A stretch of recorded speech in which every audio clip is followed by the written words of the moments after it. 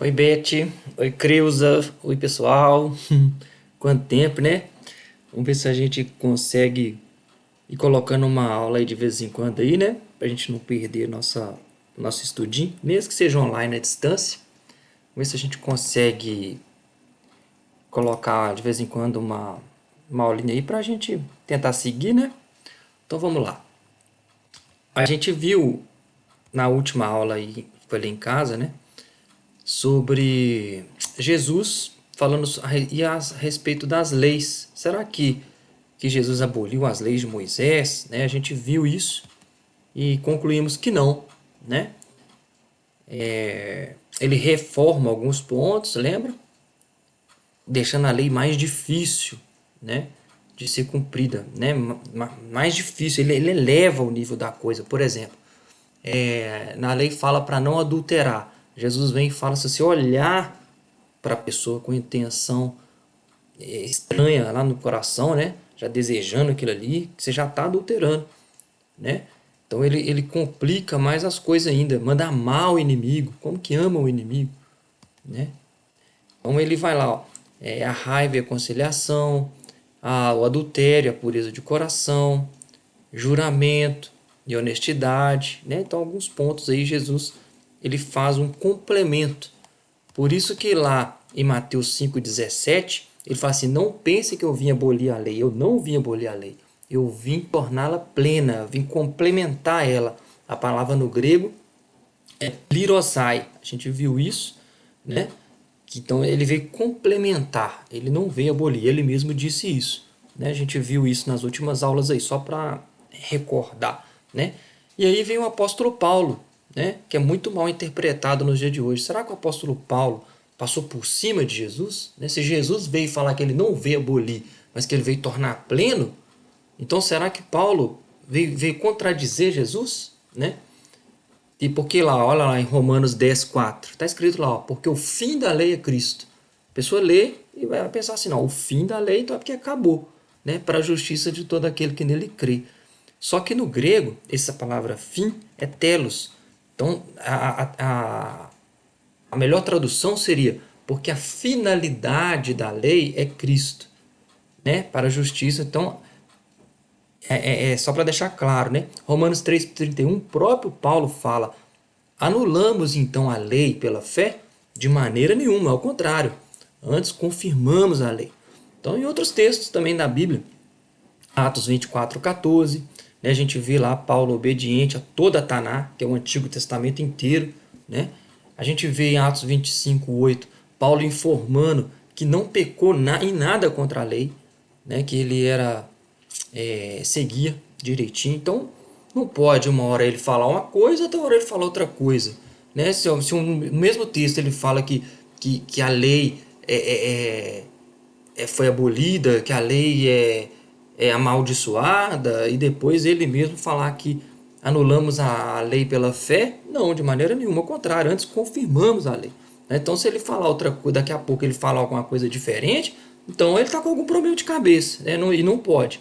Então, às vezes a gente precisa ir no grego, às vezes a gente precisa ir nas escrituras no original, porque às vezes foram mal traduzidas, né? Conforme a gente viu lá de Romanos, lá onde falando assim, o fim da lei é Cristo, né? É fim de finalidade, não de fim de final. Então lá, Mateus capítulo 8, Jesus ele impõe a mão na pessoa e toca e cura a pessoa. Ele fala assim, ó, e Jesus, estendendo a mão, tocou dizendo: quero ser limpo. Né? E logo ficou purificado da lepra, o leproso. E o que Jesus vai e fala com ele? Olha só, no versículo 4. Disse então Jesus: olha, não o digas a ninguém. Vai, mostra-te ao sacerdote e oferece a oferta que Moisés determinou para servir de testemunho. Então o que Jesus está fazendo? Cumprindo a lei. Tá certo? Que a pessoa, quando se curava, ela tinha que ir lá se apresentar ao sacerdote. O sacerdote examinava direitinho, fazia todo o ritual ali de purificação. Depois ele tinha que raspar a cabeça, tinha alguns rituais. Então Jesus mandou ele fazer exatamente isso, conforme Moisés determinou. Tá bom? Então isso prova que Jesus aplicando a lei. né? Ele poderia ter falado assim: não, eu já te curei, não precisa preocupar com mais nada, não, você já está puro, já está limpo, né? E Jesus não fez isso, ele cumpre as escrituras direitinho, tá certo? Igualzinho Levítico 14, ó. Jesus manda o leproso cumprir a lei de Moisés e apresentar ao sacerdote, conforme Levítico 14, de 1 a 32, né? Então, por que Jesus mandou o leproso oferecer essa oferta? Para cumprir a Torá. Jesus respeita a lei de Moisés e pede que o leproso siga o ritual. Essas aulas aqui, pessoal, a gente já foi passada. Lembra lá, né? Em casa lá a gente falou sobre tudo isso.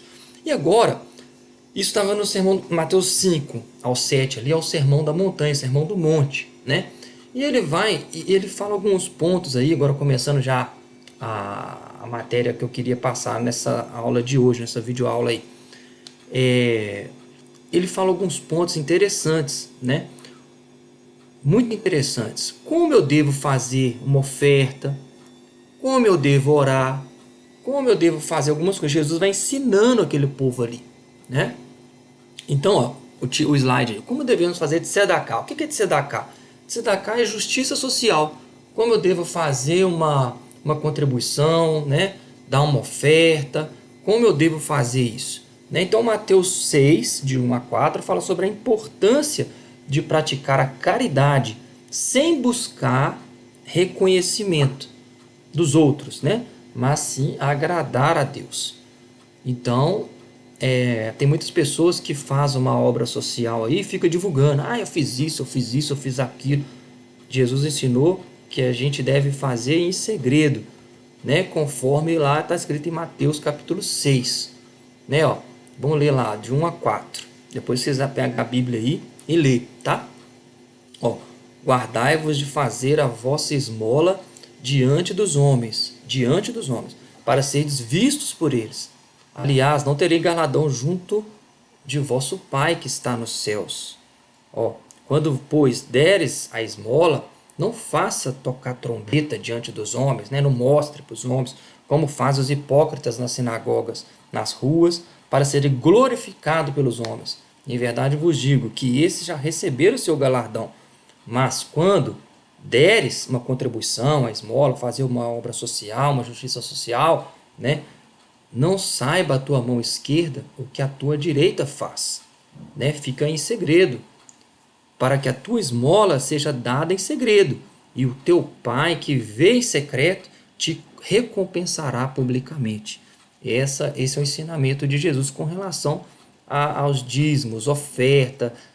Não precisa da pessoa ficar sabendo quanto que você deu, o que você fez de obra social. Ah, ajudei um ali hoje, fiz isso, fiz aquilo. Não precisa, né? O próprio Deus que está vendo, ele te recompensará.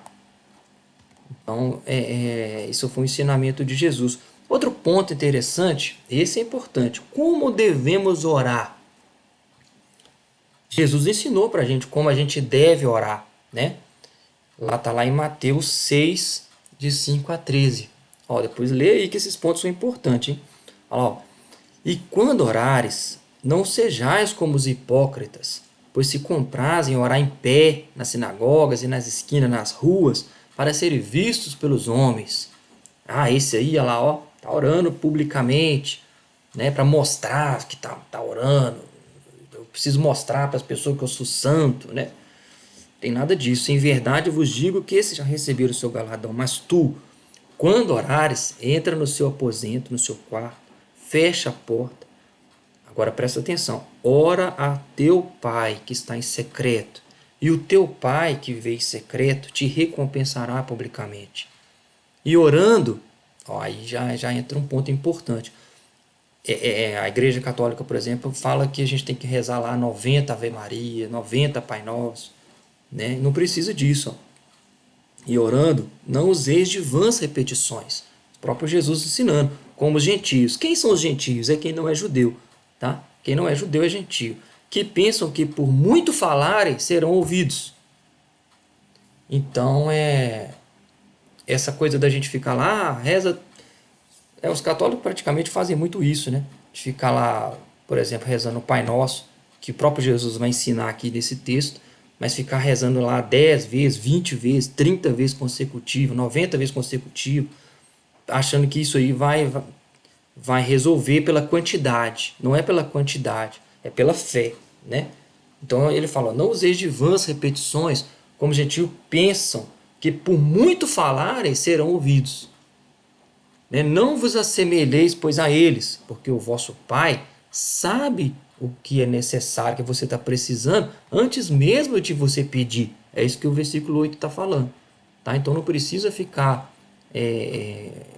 fazendo isso tantas vezes, porque Deus sabe, né? O Pai sabe o que você está precisando, antes mesmo de você pedir. É isso que está falando aí. Tá? Portanto, vós orares assim. Aí ele ensina a oração do Pai Nosso, né? Esse Pai Nosso é uma coisa muito engraçada aqui, interessante, que os judeus já utilizavam esse termo Pai Nosso. Na época de Jesus era comum os judeus falar Vino Sheba Shammai, Pai Nosso que estais no céu. Então, ele começar a oração Avinu Sheba Shammai já é uma oração judaica, tá? Os judeus daquela época começavam a oração assim, Avinu Sheba Shammai, o Pai que está no céu, né? Pai nosso que está no céu, Pai nosso, Avinu, Pai nosso que estás no céu, santificado seja o teu nome. Aí vem a oração, né? Venha o teu reino, seja feita a tua vontade, assim na terra como no céu. O pão nosso de cada dia nos dá hoje. Perdoa as nossas dívidas, assim como nós perdoamos aos nossos devedores. E não induz a tentação, não nos deixeis cair em tentação, mas livra-nos do mal, porque teu o reino, o poder e a glória para sempre. Amém. Agora é interessante, Pai Nosso, né? Quem é o Pai? Seria Jesus? Quem é esse Pai? Né? Muita gente pensa que Jesus é o Pai. Será que Jesus é o Pai? Isso é interessante, hein? Isso dá uma confusão danada, porque Jesus estava na terra, né? Na terra de Israel, e ele fala, Pai Nosso que estais no céu. Então Jesus está ensinando a orar a quem?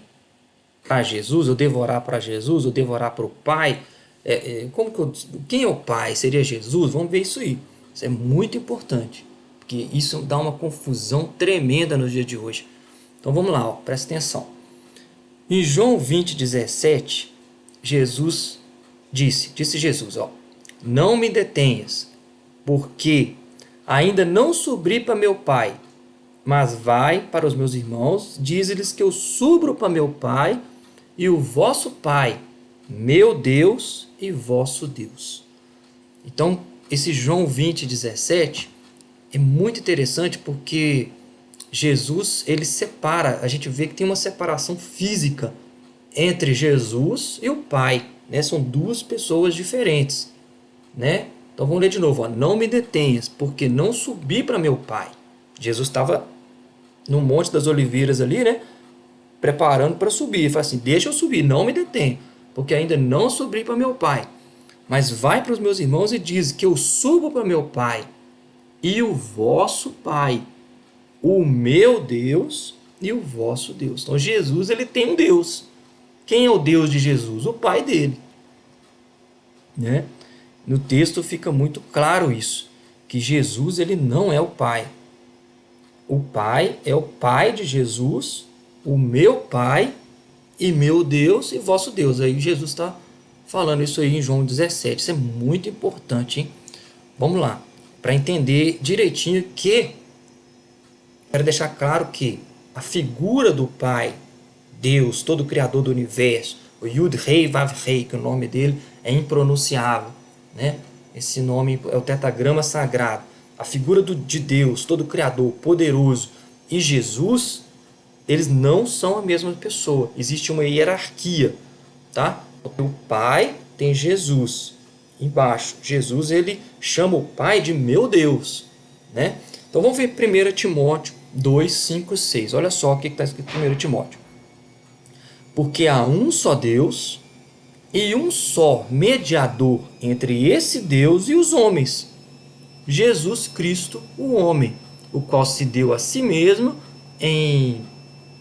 de redenção por todos, para servir de testemunha a seu tempo, ao qual se deu a si mesmo em preço de redenção por todos, para servir de testemunha a seu tempo.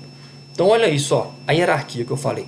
Porque há um só Deus e um só mediador entre esse Deus e os homens, Jesus Cristo, tá? Então, outro ponto interessante, né? muita gente pensa que, principalmente na Igreja Católica, que o santo ele faz esse papel de intermediador entre Deus, que seria Jesus, e os homens, né? E a gente desmistifica isso nessa aula de hoje. Primeiro que a Bíblia ela fala que o Deus Pai, o devorar o Deus Pai em nome de Jesus. E quem faz esse intermédio entre Deus, o Pai, e os homens é Jesus, né? Aí, ó, porque há um só Deus e um só mediador entre o Pai, entre Deus e os homens, Jesus Cristo. 1 Timóteo 2, do 5 ao 6. Depois você pega a sua Bíblia aí e lê, que isso é muito importante, tá, gente? Há muita confusão no dia de hoje com relação a isso aí, tá? Principalmente existe um conceito aí de trindade, onde fala que existe três em um, né? E isso aí é muito complicado.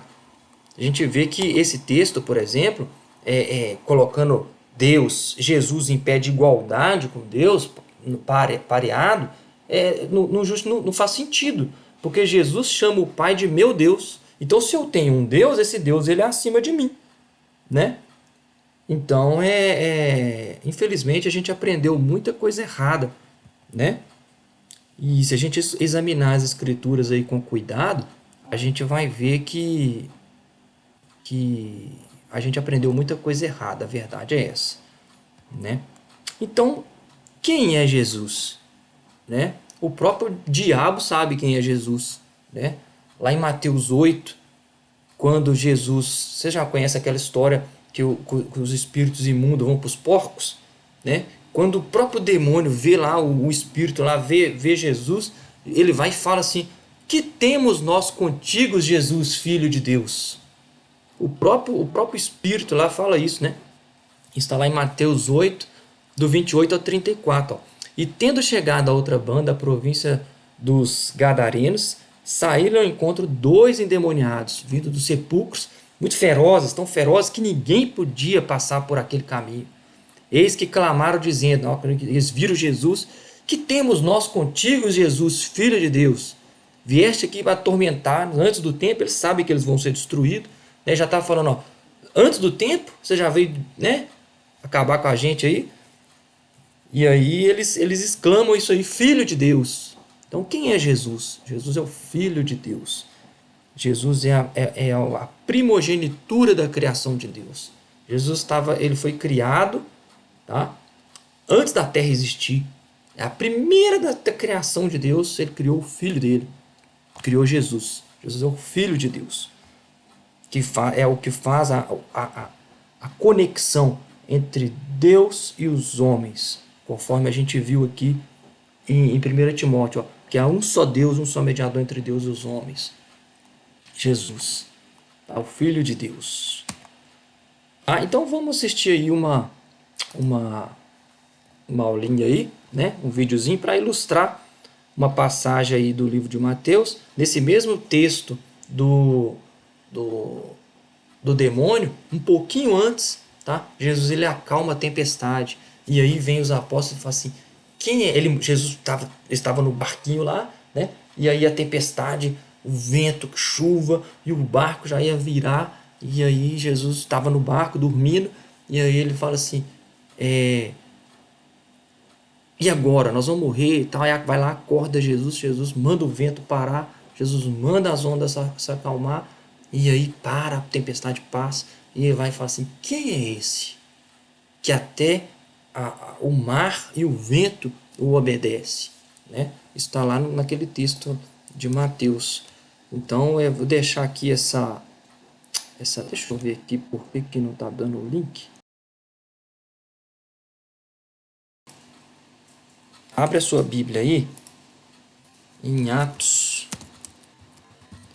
10, no versículo, deixa eu ver aqui, 36. Atos 10, 36. Deixa eu pegar aqui na internet.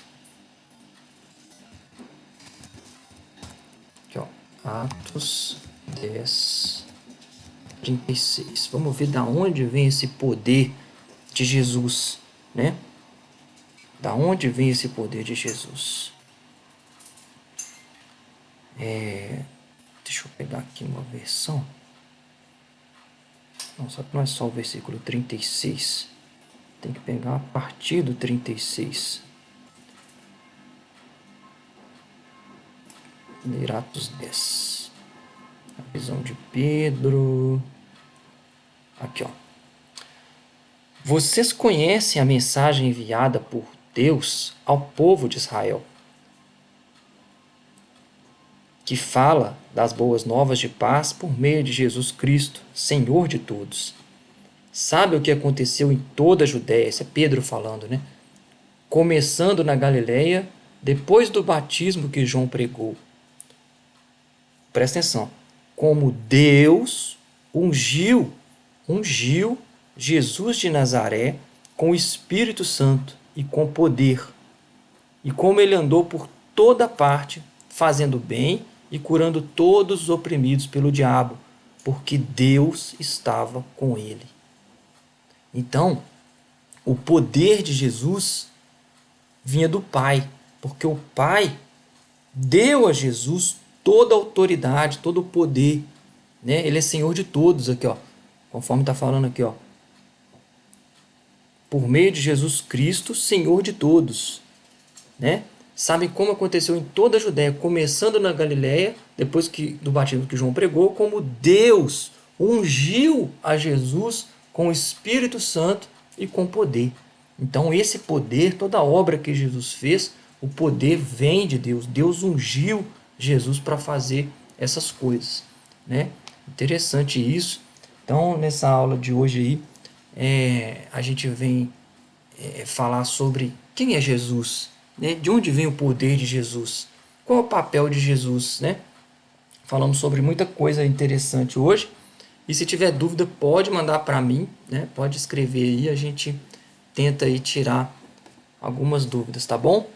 Aí vou tentar fazer uma aulinha aí toda semana para a gente dar continuidade aí no nosso estudo. Espero que vocês tenham gostado. Fiquem com Deus. Shalom.